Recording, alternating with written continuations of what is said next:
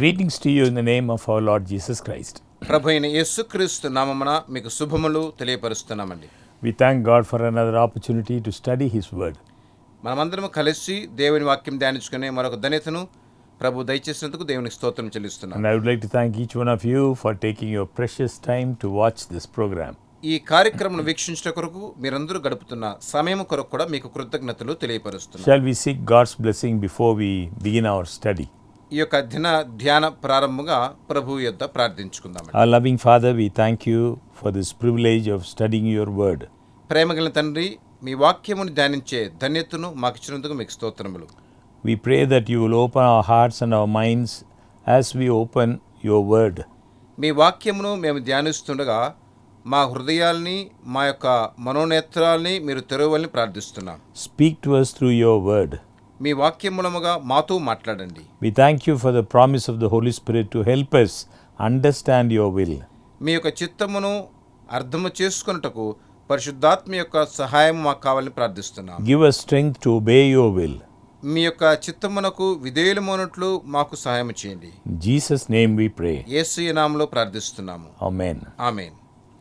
Tonight we are going to study a happy subject. It is the joy of forgiveness. ఈ యొక్క రాత్రి ఒక మంచి అంశాన్ని గమనించున్నాము. ఏంటంటే క్షమించుటములో ఉన్నటువంటి ఆనందము. First of all, forgiving makes God happy. మొట్టమొదటగా క్షమించుట అన్నది దేవుని సంతోషపరచున్నది. God just loves to forgive. దేవుడు క్షమించుటను ఎక్కువగా ఆయన ఆశిస్తున్నాడు. Jesus told 3 experiences. యేసయ్య 3 అనుభవాల్ని చెప్తున్నాడండి. 3 experiences related to 3 parables to give us glimpses of this joy.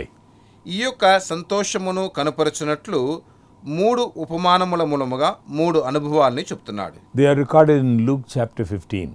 అవి లూకాసు వార్త 15వ అధ్యాయములో చెప్పబడుతున్నాయి. The first one had to do with a sheep that was lost. మొట్టమొదటిది తప్పిపోయినటువంటి గొర్రె. The second had to do with a piece of silver that was lost. రెండవది పోగొట్టుకున్న వెండి నాణెము. The third had to do with a son that was lost. మూడవది తప్పిపోయినటువంటి కుమారుడు. So a sheep, a silver and a son. గొర్రె, వెండి నాణెము మరియు కుమారుడు. In each case, the story opens with sorrow and ends with joy. ప్రతి ఒక్క దాంట్లో కూడా ఈ కథ దుఃఖముతో ప్రారంభించి సంతోషముతో ముగించబడుతున్నది.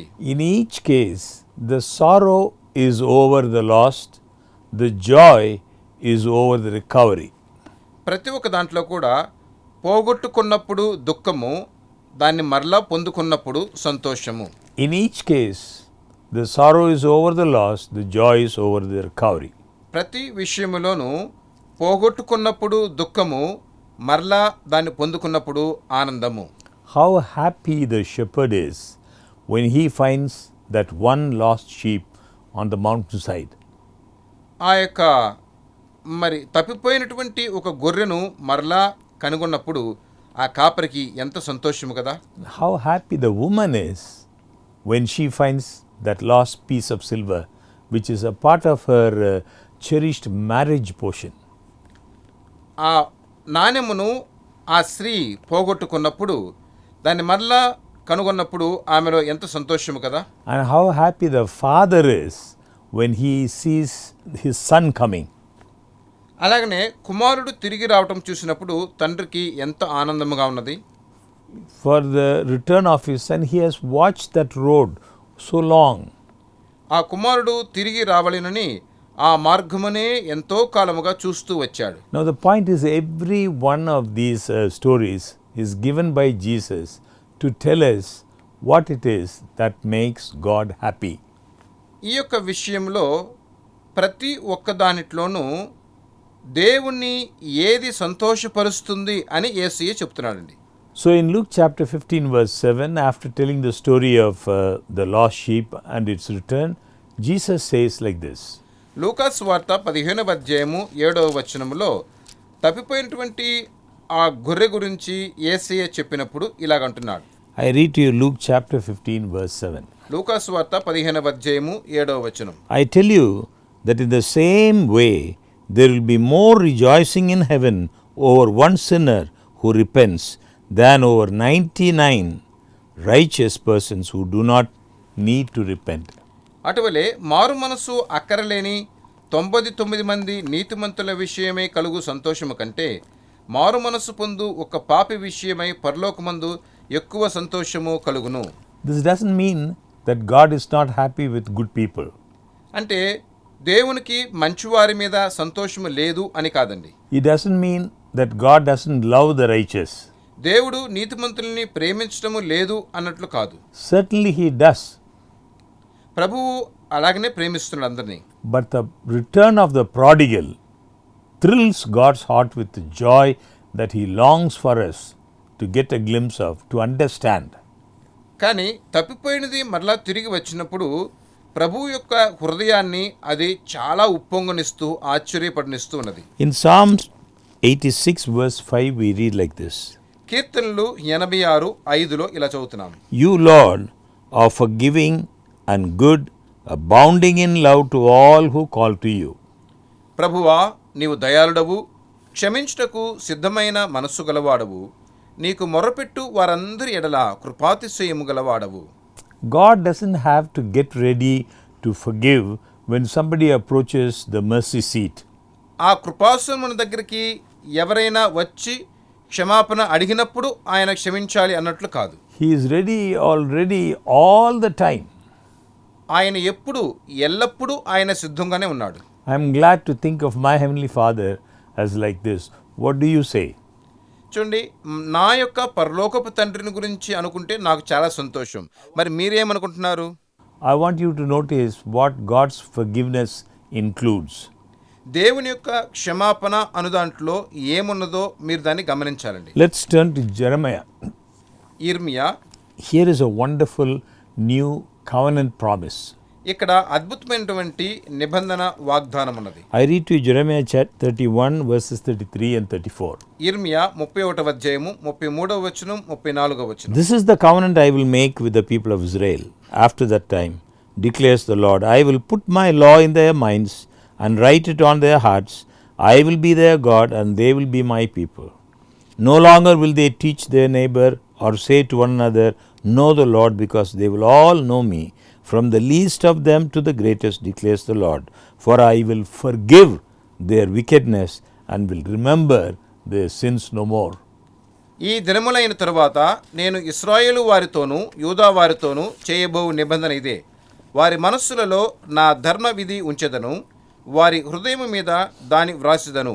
ఇదే యెహోవా వాక్కు. నేను వారికి దేవుడినయుందును, వారు నాకు జనులగుదురు. వారు మరి ఎన్నడూను యెహోవాను గూర్చి బోధనందుదము అని తమ పొరుగు వారికి గాని తమ సహోదరులకు గాని ఉపదేశము చేయరు. నేను వారి దోషములను క్షమించి వారి పాపములను ఇక నెన్నడను జ్ఞాపకము చేసుకొనను గనుక అల్పులేమి ఘనులేమి అందరూ నన్నెరుగుదురు. ఇదే యెహోవా వాక్కు. God says, I will forgive their iniquity. దేవుడు చెప్తున్నాడు, వారి యొక్క దోషములను నేను క్షమించుదును. He says, I will remember their sin no more. వారి పాపమును ఎన్నడను నేను జ్ఞాపకము చేసుకొనను. When God forgives, He includes the precious thought that He wants not only to forgive, దేవుడు క్షమించినప్పుడు ఆయన ఒట్టుగా క్షమించడం మాత్రము కాదు, not only to forgive our guilt and take away our suffering of the penalty, but He wants to forget all about what we did that broke His law, that broke His heart.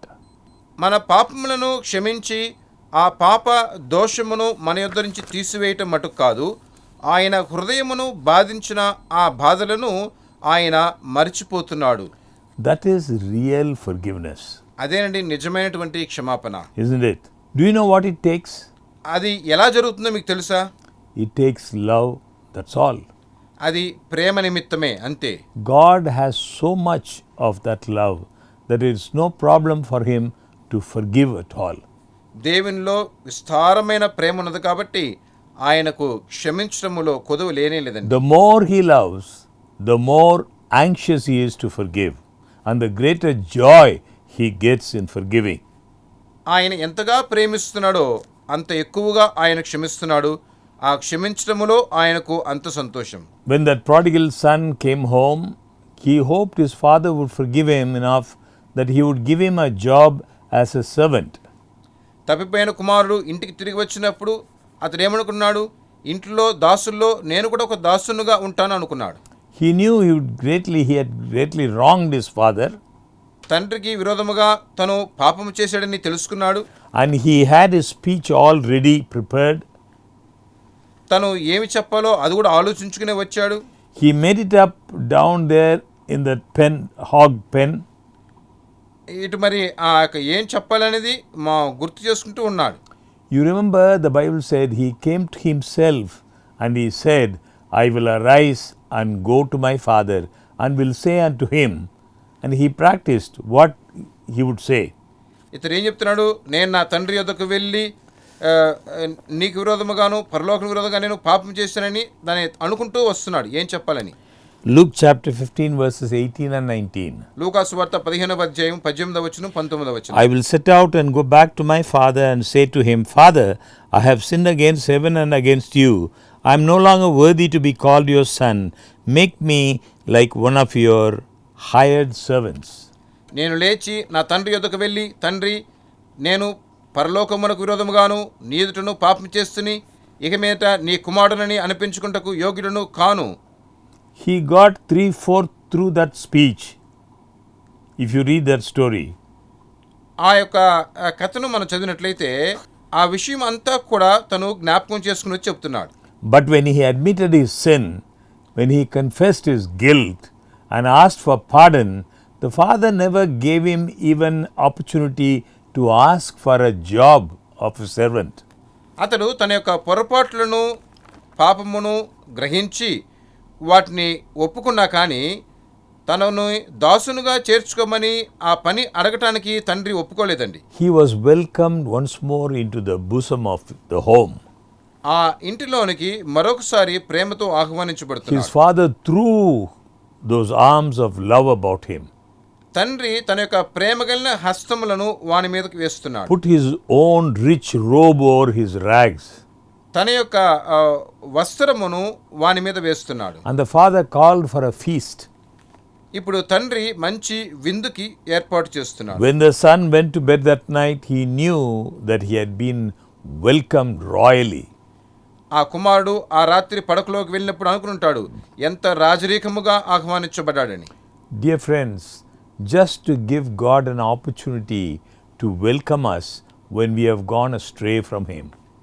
ప్రియులారా, మనము ఆయన దగ్గర నుంచి ఎంతో దూరముగా వెళ్ళిపోయి ఉన్నాము. కానీ ఒకసారి ఆయన మనల్ని అంగీకరించినట్లు ఒక అవకాశం ఇద్దాం. Just to give God a chance to forgive us when we have wounded him, it makes him so happy. ఆయన మనము గాయపరిచుండగా ఆయన మనల్ని క్షమించినట్లు మనం ఒక అవకాశం ఇస్తే అది ఆయనకి సంతోషం కలుగుతుంది. Let us rejoice in his rejoicing. అదే ఆయన సంతోషించే సంతోషం. Now that leads me to the next point in the joy of forgiveness. ఇక్కడ క్షమించడంలో ఉన్నటువంటి సంతోషముని మరొక విషయం గమనిస్తాం. It's not only God that is made happy by forgiveness. క్షమించడం వలన దేవుడు మాత్రము సంతోషించడము కాదు. You and I, as forgiven sinners, we enter into the joy of the reunion. క్షమించబడినటువంటి పాపులమైన మీరు నేను దేవునితో పాటు మరలా ఐక్యపరచబడుతున్నాము. Psalm 32 verses 1 and 2. కీర్తనలు 32 1వ వచనం 2వ వచనం. Let me remind you that this first word in each of these verses, the first word in Psalm 32:1 and the second verse is from the Hebrew word asher. కీర్తనలు 32 1వ వచనము 2వ వచనంలో ఉన్నటువంటి మొదటి పదాలు హెబ్రీ పదము అషేర్ అని చెప్పబడుతుందండి. One of Jacob's sons was called Asher. యాకోబు యొక్క కుమారుడు అషేరు అని It చెప్పబడుతుంది. means happy. అంటే సంతోషము. Some of the translations put the word happy for here. కొన్ని తర్జుమాలలో ఇంగ్లీష్లో హ్యాపీ అని వేయబడింది. King James version puts it blessed. King James వెర్షన్లో బ్లెస్సెడ్ అని వేయబడిందండి. It means both. అంటే రెండు ఒకటే. If you are blessed, you are happy. మీరు ఆశీర్వదింపబడిన వారు అంటే మీరు సంతోషంగా And if ఉన్నవారు. you are happy, you are blessed. మీరు సంతోషంగా ఉన్నవారు అనంటే మీరు ధన్యులు. I read to you Psalm 32, 1 and 2. కీర్తనలు 32 1వ వచనం 2వ. Blessed is the one whose transgressions are forgiven, whose sins are covered. Blessed is the one whose sin the Lord does not count against them, and in whose spirit is no deceit. తన అతిక్రమములకు పరిహారము నొందినవాడు, తన పాపమునకు ప్రాయశ్చిత్తము నొందినవాడు ధన్యుడు. యెహోవా చేత నిర్దోషి అని ఎంచబడినవాడు, ఆత్మలో కపటము లేనివాడు ధన్యుడు. Oh yes, the happy man is the forgiven man. అవును, ధన్యుడు ఎవరంటే క్షమించబడినటువంటి వాడు ధన్యుడు. Don't you know that the prodigal was happy as he saw all the festivities that night? ఆ తప్పిపోయిన కుమారుడు ఆ రోజు తనకు జరిగినటువంటి ఆ సంతోషకరమైన సంభ్రమైన కార్యమును చూసి సంతోషించుండడా? The prodigal was happy. As he recognized that his father was so happy to have him come home. తన తండ్రి తను ఇంటికి వచ్చిన దాని గురించి సంతోషించిన దాన్ని బట్టి కుమారుడు కూడా సంతోషించుంటాడు. The father was happy. తండ్రి సంతోషంగా ఉన్నాడు. So was the boy. కావున కుమారుడు కూడా సంతోషంగా So ఉన్నాడు. my dear friend, as you think of the forgiving love of God, కావున ప్రియులారా, దేవుని యొక్క క్షమించు ప్రేమ అన్నది He wants you to be happy. మీరు సంతోషంగా ఉండుట కొరకే ఆయన He చేస్తున్నారు. wants you to know the joy that your sins are forgiven. మీ పాపములు క్షమించబడి ఉన్నవి అన్నట కొరకు మీరు I సంతోషించాలి. read to you 1 John chapter 1 verse 9. 1 యోహాను 1వ అధ్యాయము 9వ వచనం. If we confess our sins, He is faithful and just and will forgive us our sins and purify us from all unrighteousness. మన పాపములను మనము ఒప్పుకొన్న ఎడల ఆయన నమ్మదగిన వాడును నీతిమంతుడును గనుక ఆయన మన పాపములను క్షమించి సమస్త దుర్నీతి నుండి మనలను పవిత్రులుగా చేయును. I want you to notice in Psalm 32 the experience that David had before he wrote the psalm. కీర్తనలు 32లో మీరు ఒకటి గమనించాలండి. ఈ యొక్క కీర్తన వ్రాయటానికి మునిపే దావీదులో ఇటువంటి అనుభవము కలిగినది. David had sinned grievously. దావీదు భయంకరముగా పాపం చేశాడు. He had broken the 7th commandment, 7వ ఆజ్ఞను అతిక్రమించాడు. broken the 6th commandment, 6వ ఆజ్ఞను అతిక్రమించాడు. broken the 8th commandment, 8వ ఆజ్ఞను అతిక్రమించాడు. broken the 9th commandment, 9వ ఆజ్ఞను అతిక్రమించాడు. broken the 10th commandment. 10వ ఆజ్ఞను అతిక్రమించాడు. He had broken just about all the commandments in the Decalogue. ఆ యొక్క 10 ఆజ్ఞలలో అన్ని ఆజ్ఞలను దావీదు ఇప్పుడు అతిక్రమించినట్టు కనిపిస్తున్నాడు. He had broken all the commandments in that awful experience with Bathsheba and Uriah. Bathsheba Uriah వారి విషయంలో దావీదు ఇప్పుడు అన్ని ఆజ్ఞలను అతిక్రమించిన వాడుగా కనిపిస్తున్నాడు. And he went through an experience. ఇప్పుడు ఒక అనుభవం గుండా వెళుతున్నాడు. He tells us about it here in verse 3, third verse. 3వ వచనములో చెప్తున్నాడండి.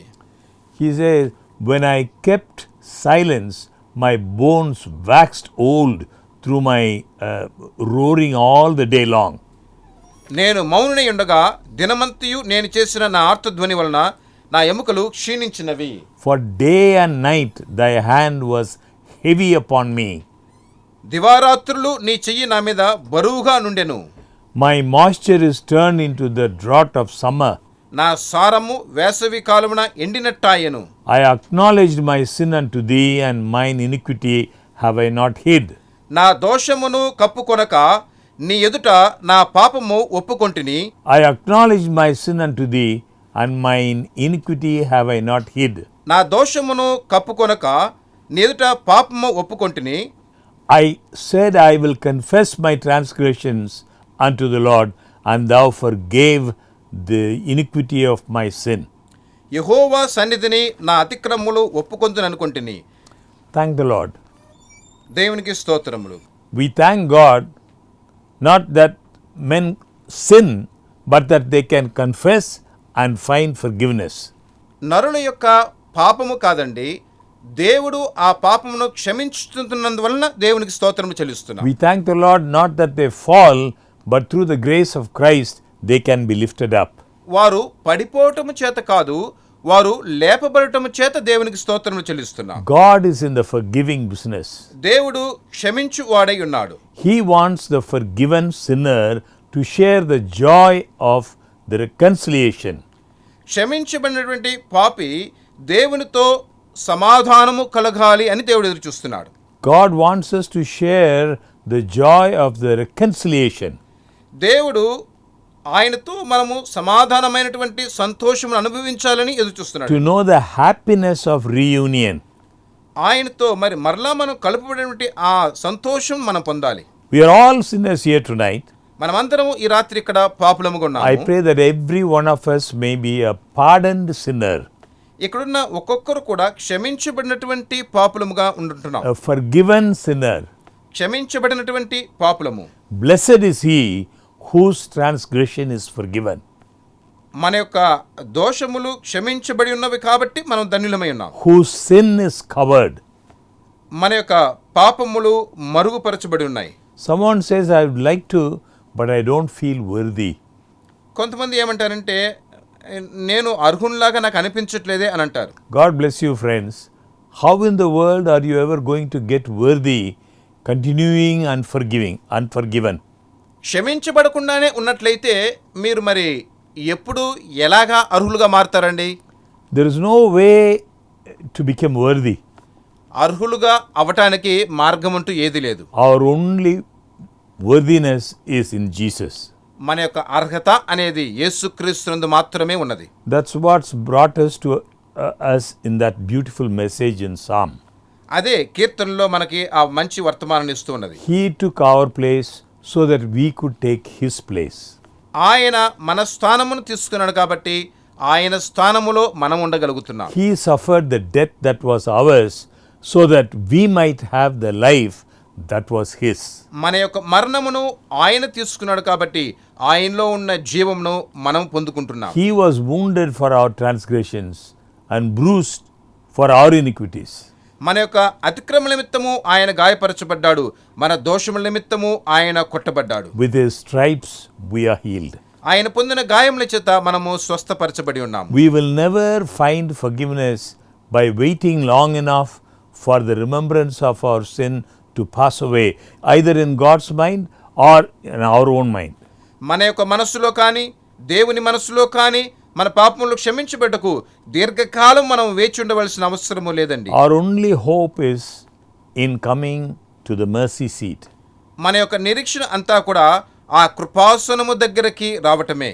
Presenting the merits of Jesus. యేసుక్రీస్తు యొక్క మేలులను తలంచి చూడటం. He died for me. ఆయన నా కొరకు మరణించాడు. That's why I know that he forgives sin. అందువలనే ఆయన నా పాపములను క్షమించుతున్నాడని నేను ఎరిగి ఉన్నాను. 1 John chapter 1 verse 7 we read, మొదటి యోహాను 1వ అధ్యాయము 7వ వచనంలో చదివినట్లయితే, But if we walk in the light as he is in the light, we have fellowship with one another, and the blood of Jesus his son purifies us from all sin. అయితే ఆయన వెలుగులోనున్న ప్రకారము మనమును వెలుగులో నడిచినడలా మనము అన్యోన్య సహవాసము గలవారమై ఉందము. అప్పుడు ఆయన కుమారుడైన యేసు రక్తము ప్రతి పాపము నుండి మనలను పవిత్రులుగా చేయును. Someone has put some of these thoughts in beautiful verse. ఈ యొక్క అద్భుతమైన వచనంలో కొందరికి కొన్ని తలంపులు ఉంటాయండి. May I share them with you? నేను మీతో పంచుకోబోతున్నాను. Not worthy, O Lord, of thy pardon. మీరు క్షమించినట్లు నేను పాత్రుణ్ణి కాను ప్రభువా అంటున్నాడు. Not fit to partake of thy grace. మీ కృపలో పాలు పొందుటకు నేను అర్హుణ్ణి కాదు. Not worthy, my Savior, but longing to live in the light of thy face. మీ యొక్క ముఖకాంతిలో జీవించుట కొరకు నేను ఆసక్తితో ఎదురు చూస్తున్నాను. Not worthy to cling to the promise of cleansing and healing divine. మీ యొక్క దైవికమైన స్వస్థతను పొందుకొనుటకు నేను అర్హుణ్ణి కాదు. But eager to come at thy bidding and claim all thou givest as mine. కావని మీరు ఏర్పరిచిన వాటన్నిటినీ పొందుకొనుట కొరకు నేను ఆసక్తి ఎదురు చూస్తున్నాను. It is not because I have asked thee, నేను అడిగినందు చేత కాదు, though thou hast encouraged my prayer. మీరు నా ప్రార్థనలను ఆలకించినందు చేతనే. But thou who dost love me hast offered my sins and my sorrows to bear. కానీ నా పాపములను నా దుఃఖమును భరించున్నట్లు మీరే మిమ్మల్ని అప్పగించారు కదా. God offered, and I have accepted the cleansing. దేవుడు తన్ను అప్పగించుకున్నాడు, నేను ఆ యొక్క క్షమాపణను పొందుతున్నాను. I have accepted the cleansing, the joy and the light. నేను ఆ యొక్క పవిత్రతను, ఆ యొక్క సంతోషమును, ఆ యొక్క వెలుగును And సంపాదించుకుంటాను. into my life there is flowing a wonderful beauty and might. నా యొక్క జీవితములో ఆ యొక్క అద్భుతమైనటువంటి మధురత్వము Still కొనసాగుతుంది. higher as onward I journey, నేను ఇంకా మరి ముందుకు కొనసాగుతూనే ఉన్నాను. my will rises up to thine own.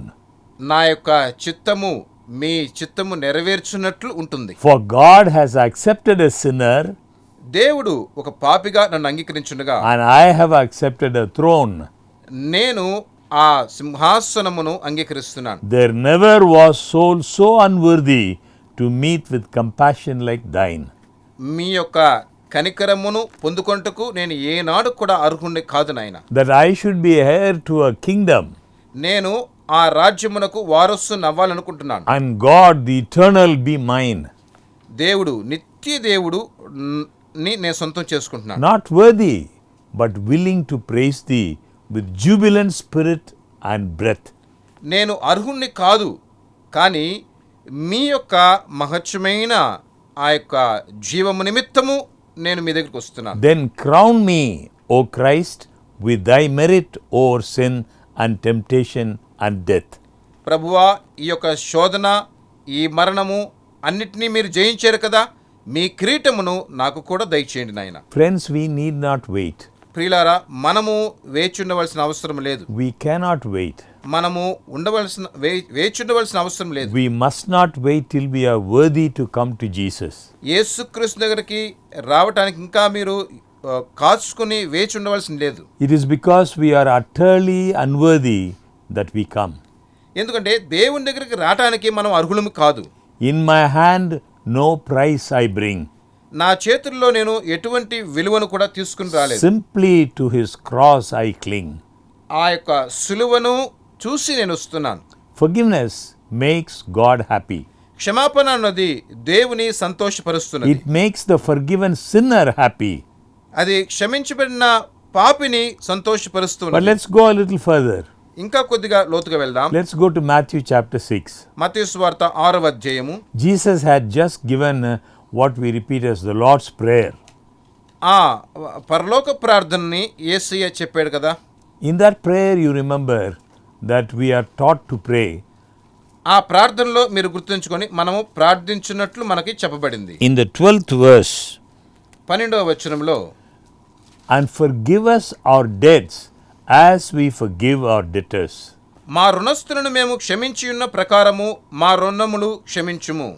As it's put in another place, forgive us our trespasses as we forgive those who trespass against us.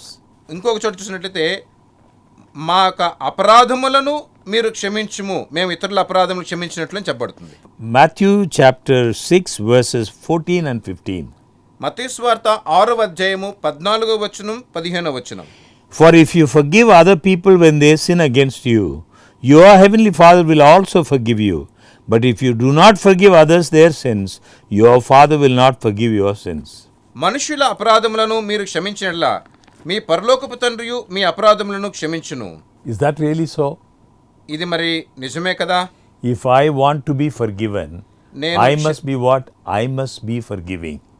నేను క్షమింపబడవలయును అనంటే నేను క్షమించువాడుగా ఉండాలి. Now on first thought we might wonder what connection there is. మొదట మరి ఇది ఎటువంటి విధము అని నేను ఆశ్చర్యపోవచ్చు. But Jesus has tried to make this plain.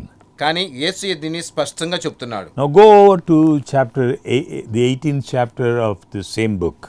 ఇదే మత్తయి సువార్త 18వ అధ్యాయంలో చూస్తే We'll notice that another one of Jesus' parables.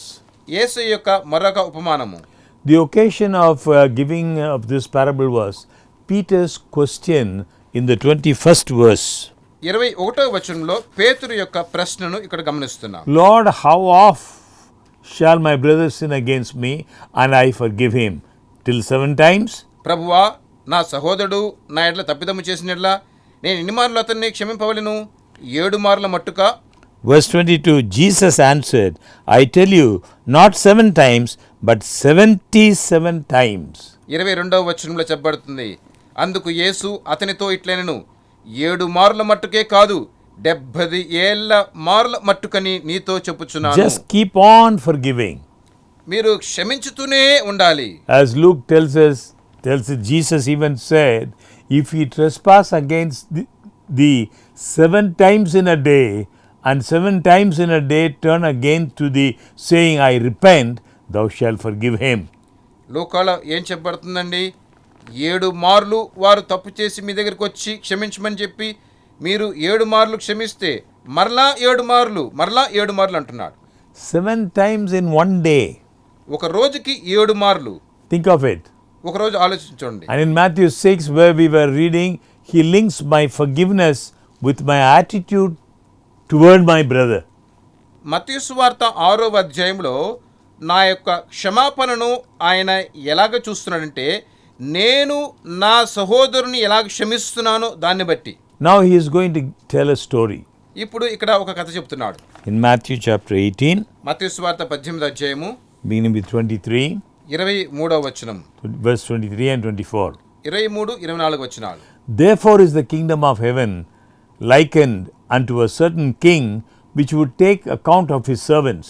కావున పరలోక రాజ్యము తన దాసుల యొద్ద లెక్క చూచుకొన గోరిన ఒక రాజును పోలి ఉన్నది. And when he had began to reckon, one was brought unto him which owed him 10,000 talents.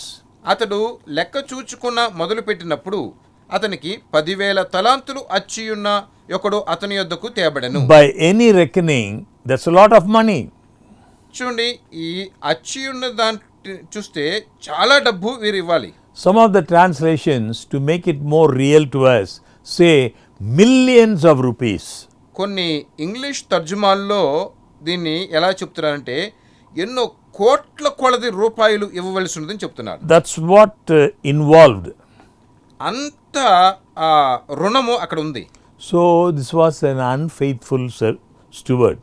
ఇతరైతే మరి నమ్మకము లేనటువంటి ఒక దాసుడు. But for as much as he had not to pay, he could not pay, his Lord commanded him to be sold and his wife and children and all that he had and payment to be made.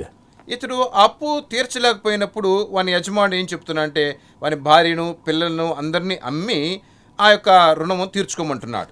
The servant therefore fell down and worshipped him, saying, Lord, have patience with me and I will pay thee all. ఆ దాసుడు మరి ఏం చేస్తున్నాడు? అతనికి సాగిలపడి మ్రొక్కి, అయ్యా కనికరించు, నేను మొత్తం చెల్లిస్తాను అంటున్నాడు. Do you suppose he ever could have paid all? అతడు ఏనాడైనా మొత్తం చెల్లించగలుగుతాడా అండి? But he begged for what? He begged for mercy. కానీ అతడు కనికరము కొరకు అక్కడ బ్రతిమలాడుతున్నాడు.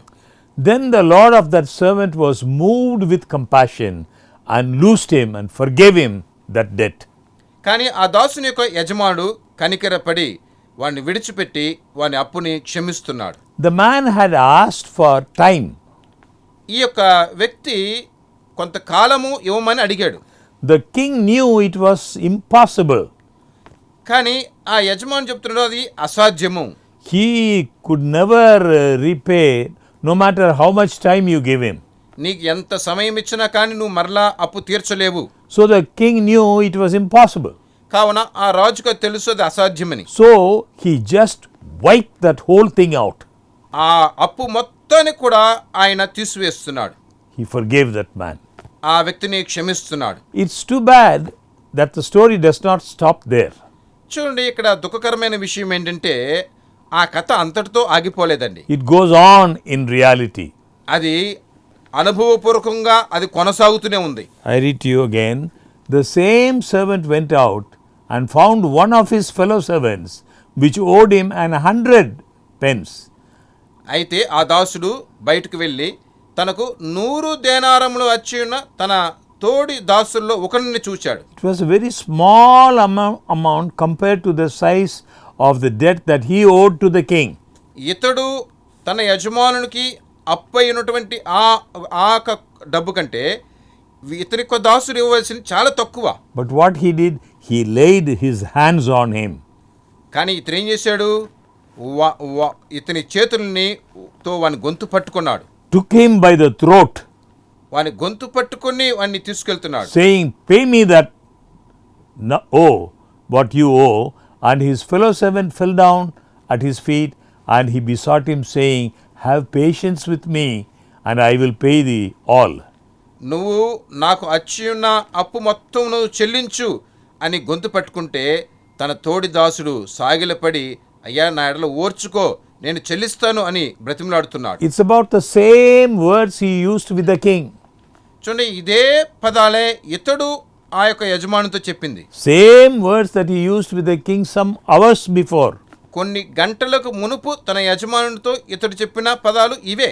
But he didn't do to his fellow servant what the king had done to him. కానీ ఆ రాజు తనకు చేసినట్లు ఇతడు తన తోడి దాసుడికి చేయలేదు. He wouldn't listen. అతడు గమనించలేదు. He wouldn't give him time. వానికి సమయం ఇవ్వలేదు. He wouldn't have mercy on him. వాని మీద కనికరం చూపించలేదు. And Matthew 18 verses 30 to 35 we read. మత్తయి సువార్త 18వ అధ్యాయం 30 నుంచి 35 వరకు మనం చదివినట్లయితే, He would not, but went and cast him into prison. వాడు ఒప్పుకొనక అచ్చి ఉన్నది చెల్లించు వరకు వాణ్ణి చెరసాలలో వేయించెను. Till he should pay the debt. వానికి ఆ అప్పు చెల్లించే వరకు చెరసాలలో వేయించాడు. So when his fellow servants saw what was done, they were very, very sorry, and they came and told unto their Lord all that was done. కాగా వాని తోడి దాసులు జరిగినది చూచి మిక్కిలి దుఃఖపడి వచ్చి జరిగినంతయు తమ యజమానునికి వివరముగా తెలిపిరి. Then his Lord, after that he had called him, said unto him, O thou wicked servant, I forgave thee all that debt, because thou desired me. Should not thou also have had compassion on thy fellow servant, even as I had pity on thee? అప్పుడు వాని యజమానుడు వాణ్ణి పిలిపించి, చెడ్డదాసుడా, నీవు నన్ను వేడుకుంటివి గనుక నీ అప్పంతయు క్షమించితిని. నేను నిన్ను కరుణించిన ప్రకారము నీవును నీ తోడి దాసుని కరుణింపవలసిండును కదా అని వానితో చెప్పాను. And his Lord was wroth, and delivered him to the tormentors, till he should pay all that was done unto him. అందుచేత వాని యజమానుడు కోపపడి తనకు అచ్యున్నదంతయు చెల్లించు వరకు బాధపరచు వారికి వానిని అప్పగించెను. Just imagine, delivered him to the tormentors, till he should pay all that was due unto him. కొద్దిగా ఆలోచించి చూడండి, తాను చెల్లించవలసింది చెల్లించే వరకు వారిని బాధపరుచు వారి చేతికి అప్పగించాడు. So likewise shall my heavenly Father do also unto you. అదేలాగనే మరి పరలోకపు తండ్రి కూడా మరి మనకు చేస్తాడు కదా. If you from your hearts forgive not everyone his brother their trespasses. మీలో ప్రతివాడును తన సహోదరుని హృదయపూర్వకముగా క్షమింపనిట్లా నా పరలోకపు తండ్రి ఆ ప్రకారమే మీ ఎడల చేయును నేను. Friends, we cannot earn God's forgiveness. ప్రియులారా, దేవుని యొక్క క్షమాపణను మనము సంపాదించుకొనలేము. It is very clear అది స్పష్టంగా చెప్పబడుతుంది. that forgiveness this man got from the king was free grace. ఆ రాజు దగ్గర నుంచి ఈ వ్యక్తి పొందుకున్నటువంటి క్షమాపణది ఉచితమైన కృప. He didn't deserve it. అతడు దానికి పాత్రుడు కాడు. He could not earn it. అతడు దాన్ని సంపాదించుకోలేడు. But notice, he lost that when he turned around and refused to be forgiving, unkind and merciful and patient to his brother. కానీ తన తోడి దాసుడికి దయదలచకుండా, కనికరం చూపించకుండా, వాని క్షమించకుండా, కఠినంగా ప్రవర్తించినందువల్ల తను పొందుకున్న దాన్ని కూడా కోల్పోయాడు. God is telling us here in plain language that we lose the blessing of God's forgiveness when we are unforgiving to others. దేవుడు ఇక్కడ స్పష్టంగా చెబుతున్నాడు, మనము ఇతరుల్ని క్షమించినప్పుడు మనము ఆ క్షమాపణని కోల్పోతున్నామని. This is no arbitrary act of God. ఇది దేవుని యొక్క క్రియ ఇలా కాదండి. It is so in the very nature of things. ఇది ఎప్పుడూ సహజంగా జరిగే విధానము కాదు. It is impossible for a loveless heart to appreciate the love of God. దేవుని యొక్క ప్రేమలో ప్రేమ లేనటువంటి ఈ స్వభావాన్ని మనము కనుగొనలేం. It is impossible for an unforgiving spirit to find happiness in the sunshine of God's forgiveness. దేవుని యొక్క క్షమాపణలో మరి క్షమించినటువంటి ఇటువంటి కార్యాలు మనం కనుగొనడం అసాధ్యమండి. Friends, how many a heart is worried, fearful, anxious concerning the personal experience because of an unforgiving attitude toward others. ఇతరులను మనము క్షమించకుండా ఉండటము చేత ఎంతమంది యొక్క హృదయాలు ఆవేశపూర్వకంగా మరి ఉద్రేకంగా అలా ఉంటున్నాయండి.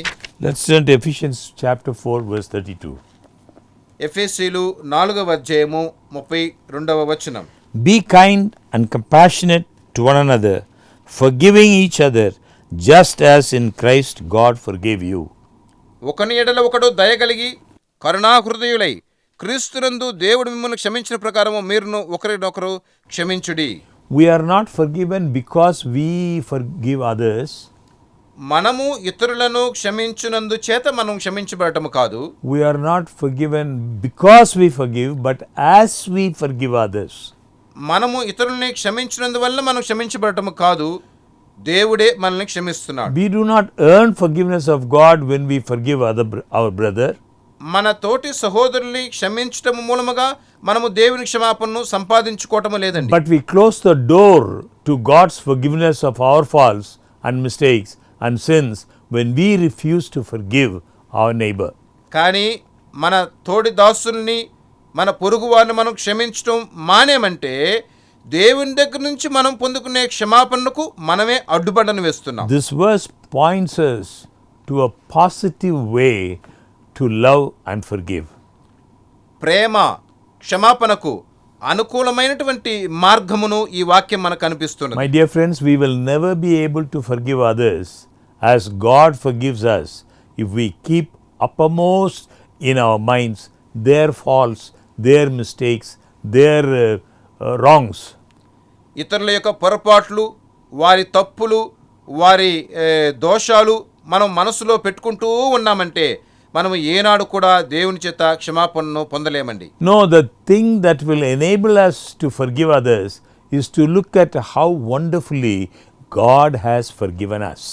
ఇతరులను మనము క్షమించాలి అని అంటే దేవుడు మనల్ని ఎంత అద్భుతంగా క్షమించాడో దాన్ని మనం తలంచి చూడాలండి. When we look at Jesus, మనము యేసయ్యను చూస్తే, when we look at his great sacrifice for us, మన కొరకు ఆయన బలియాగముగా చెల్లించబడింది మనం చూసామంటే, when we think of him standing there at the mercy seat holding up his wounded hands as he prays for us, ఆయన యొక్క గాయపడిన హస్తముల చేత ఆయన ఆ కృపాసనము దగ్గర మన కొరకు ఆయన నిలిచున్నది చూసినట్లయితే, when we remember that our sins against God are 1,000,000 times greater than anybody has ever done to us, మనకు ఇతరులు చేసిన పొరపాట్లు ఆ యొక్క బాధల కంటే కోట్ల కొలది ఎక్కువగా మనం దేవునికి విరోధంగా పాపం చేసాము. how mercifully God has forgiven us, కానీ దేవుడు ఎంత కనికరముతో మనల్ని క్షమించున్నాడు. then we will rejoice that we have the opportunity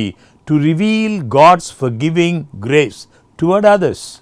కావున ఇతరుల పట్ల మనము కూడా దయగలిగి ఉన్నామంటే దేవుడు మనల్ని చూసి సంతోషిస్తూ ఉంటాడు, మనకే సంతోషాన్ని ఇస్తాడు. Somebody says, if I do that, people would take advantage of me. కొందరు ఏమంటారంటే, నేను అలా చేస్తే జనులు నన్ను ఎక్కువ చులకనగా అనుకుంటారు. Probably they would. ఒకవేళ అలా అనుకోవచ్చు, Undoubtedly they would. వారు అలాగ అనుకోవచ్చు. But my dear friends, whether you know it or not, you are doing yourself a far greater injury by cherishing that unforgiving spirit. కానీ ప్రియులారా, మీరు ఒకటి తెలుసుకోవాలి, క్షమించకుండా మీరు ఉన్నట్లయితే మీ యొక్క ఆత్మను మీరు ఎక్కువగా గాయపరుస్తున్నారు అని అర్థం. More than one man has gotten ulcers of the stomach or suffered a heart attack just because of anger, selfishness, cruel, unforgiving spirit. ఒక వ్యక్తిలో మరి చాలామందికి అల్సర్ అని అంటారు కదండి, వారిలో ఎక్కువ మంది చూస్తే వారు క్షమించని స్వభావము కలిగిన వారే. Friends, for your own sake, ask God to take every bit of unforgiving spirit out of your heart. ప్రియులారా, మీ మేలు కొరకు మీరు ఏం చేయాలంటే మిమ్మల్ని ఎంతమంది అయితే బాధించారో వారందరూ కూడా క్షమించమని మీరు కోరాలి. క్షమించని ఆ స్వభావాన్ని మీలో నుంచి తీసివేయమని ప్రభు దగ్గర అడగాలి. Not only for your sake, but also for the sake of the one who has fallen, for the sake of the one who has wronged you. మీ యొక్క మేలు కొరకు మాత్రమే కాదు, మిమ్మల్ని ఎవరైతే బాధించారో వారి మేలు కొరకు కూడా మీరు చేయాలి. If you will take an attitude toward the one who has wronged you like Jesus has taken toward you, మీ యందు పాపము చేసిన వారు, తప్పు చేసిన వారిని బట్టి మీరు గమనించినప్పుడు యేసయ్య మిమ్మల్ని ఎలా క్షమించాడో దాన్ని గమనించాలి. you may win that one as Jesus has won your heart. యేసయ్య మీ యొక్క మనసుల్ని ఎలాగ జయించాడో అలాగే మీరు కూడా చేయగలుగుతారు. Has it not been the revelation of God's forgiving love, the forgiving love of God that has melted your heart? దేవుని యొక్క క్షమించే ఆ హృదయము, మనస్సు మీ హృదయాన్ని కరుగునిచ్చింది కదండి. Then reveal that love to others. అప్పుడు ఆ ప్రేమను ఇతరుల పట్ల కూడా మీరు కనపరచండి. One evangelist shared his experience.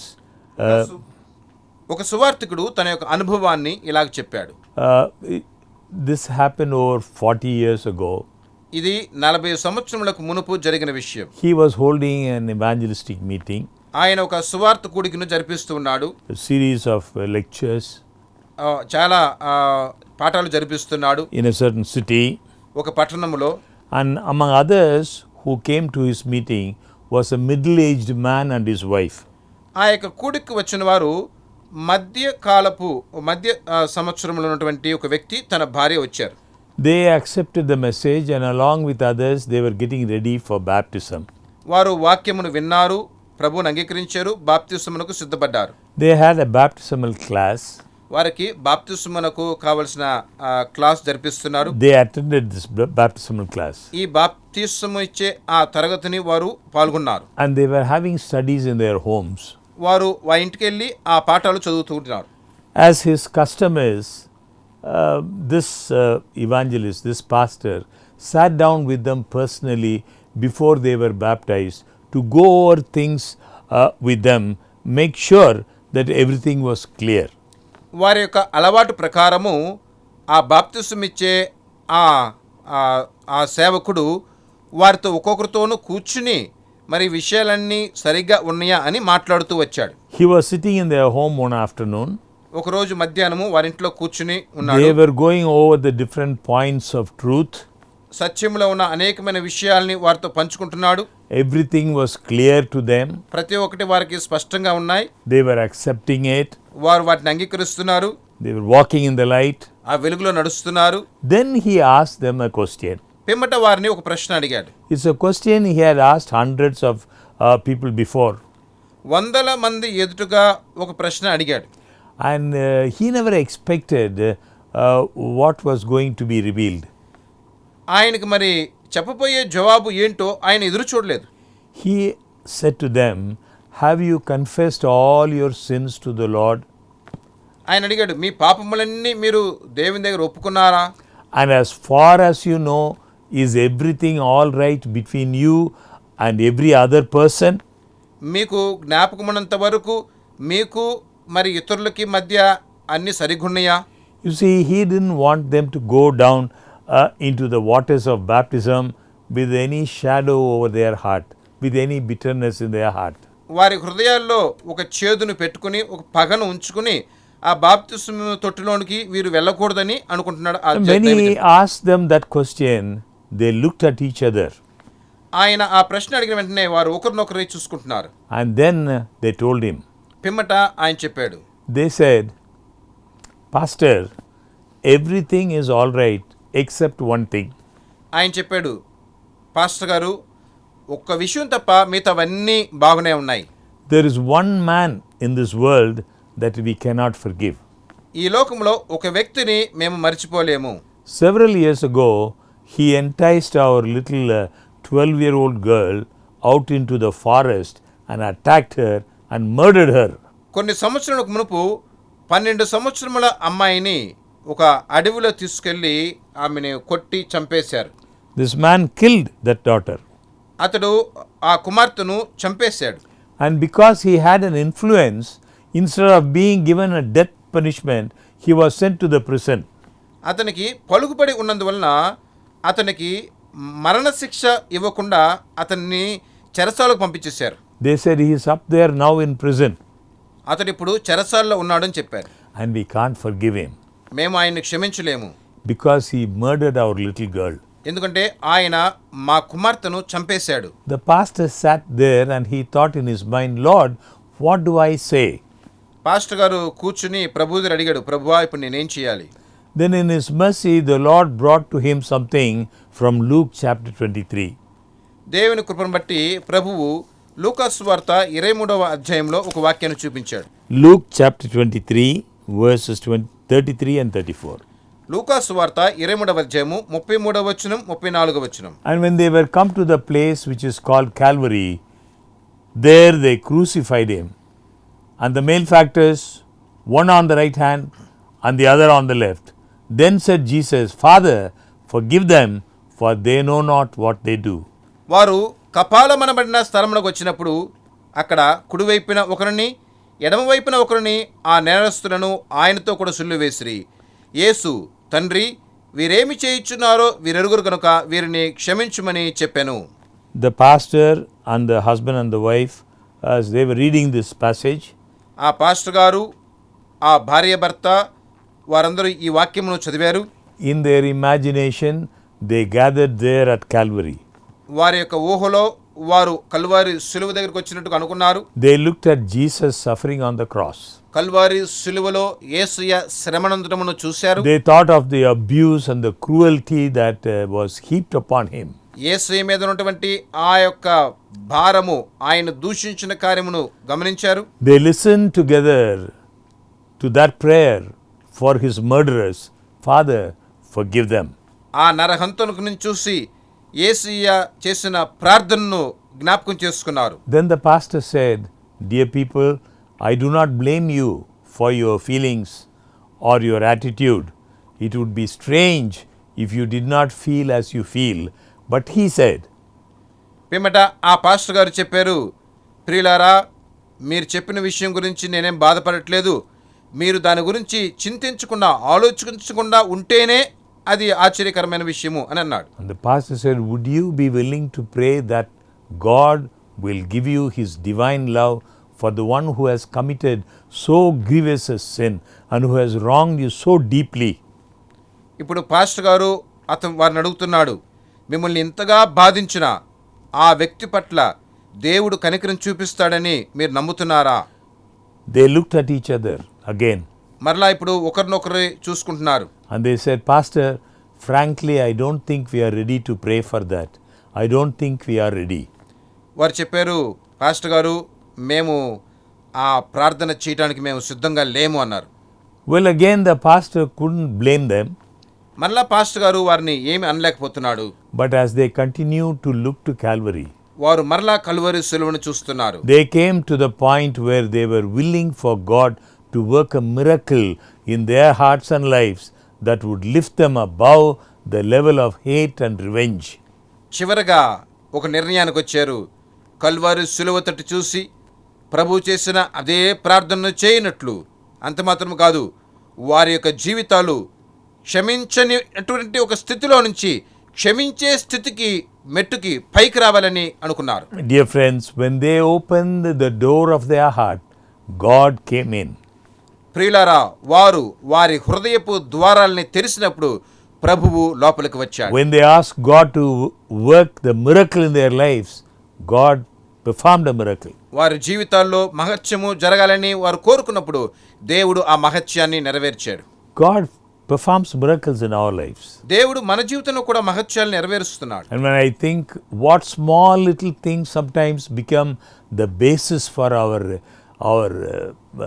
unforgiving spirit. కొన్ని చిన్న విషయాలు మనల్ని క్షమించని ఆత్మ కలిగిన వారుగా ఉండటానికి మనల్ని అలా చేస్తూ ఉంటాయి. What small little things they are. కొన్ని చిన్న చిన్న విషయాలు మనల్ని దారి తప్పిస్తుంటాయి. Friends, anything is small compared with that great murder of Christ on Calvary. ప్రియులారా, క్రీస్తు సిలువలో బలియాగము అయిన దాంతో పాటు మన చిన్న విషయాల్ని పోల్చి చూడగలుగుతామా? From his loving heart came that prayer, Father, forgive them. ఆయన యొక్క ప్రేమ కలిగిన హృదయంలో నుంచి వచ్చిన ప్రార్థన, తండ్రి వీరిని క్షమించండి. Friends, if there is anyone here listening to this message tonight ప్రియులారా, ఈ రాత్రి ఈ వర్తమానం మీరు వింటూ ఉన్నట్లయితే, who has found it difficult to forgive others, ఇతరులని క్షమించడానికి మీకు కష్టపడినట్లయితే, let us face reality tonight. మన జీవితంలో దీన్ని నిజంగా అనుభవపూర్వకముగా It is గమనించాలి. simply a law of the universe that there is no way that you can experience the forgiving love of God as long as you are unforgiving toward others. ఈ విశ్వమంతటిలో కూడా ఒక నియమం ఉందండి. మీరు ఇతరులను క్షమించినంత మటుకు దేవుని యొక్క క్షమాపణను మీరు పొందగలిగిన అవకాశం లేదు. God says, be kind one to another, tender-hearted, forgiving one another, even as God for Christ's sake hath forgiven you. దేవుడు చెప్తున్నాడు, క్రీస్తు మిమ్ములను క్షమించినట్లు మీరు కూడా దీన మనస్సు కలిగి ఒకరు యందు ఒకరు క్షమాపణ స్వభావము కలిగి ఉండండి. Friends, remember, exercising forgiveness makes God glad. ప్రియులారా, క్షమించు అలవాటు మనలో ఉన్నట్లయితే అది దేవుని సంతోషపరుచు కార్యముగా ఉంటుంది. Receiving forgiveness makes the repentant sinner happy. క్షమాపణ పొందటం మూలముగా ఒక పాపిని సంతోషమైన వ్యక్తిగా మార్చుతున్నది. When you receive forgiveness, మీరు క్షమాపణ పొందారంటే, and in turn you'll share the joy and with others, అప్పుడు మీరు ఇతరుల దగ్గర ఆ సంతోషాన్ని పంచుకోగలుగుతారు. it complete a circle of love is formed. ఇది ప్రేమ అనేది ఒక గుండ్రములాగా ఉన్నదండి. And remember, you and I cannot originate love ourselves. మనకు మనమే ప్రేమను మనము సంపాదించుకొనలేము. Now, is it your desire to ask God for strength to enable you to forgive others? ఇతరులను క్షమించినట్లు దేవుడు మిమ్మల్ని బలపరచవలేనని మీరు కోరండి. Is there a wife that has been wronged by her husband?